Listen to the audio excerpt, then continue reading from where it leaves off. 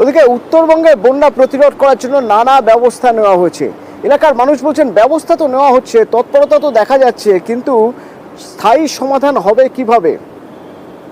তৃণমূল বলছে রাজ্য সরকার চেষ্টা করছে, তা তো শুধু রাজ্য সরকারই করছে।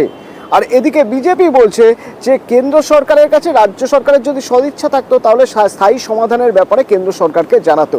তো তরজা চলছে, স্থায়ী সমাধান কিভাবে হবে তা এখনই দেখতে পাচ্ছেন না স্থানীয়রা।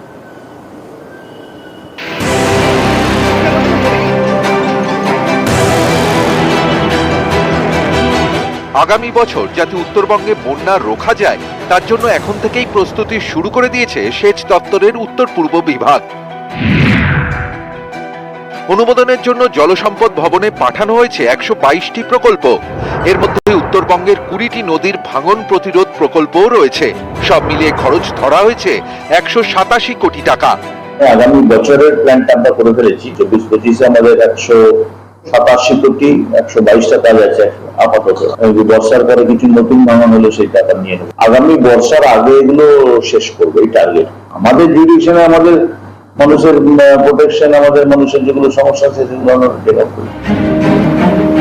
প্রতি বছর বর্ষায় ফুসে ওঠে অনেক নদী, তখন ভাঙনের ভয় চেপে ধরে, গ্রামের পর গ্রাম ভেসে যায়।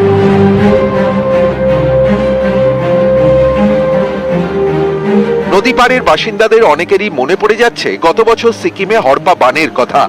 সে সময় ভয়ঙ্কর রূপ নেয় তিস্তা।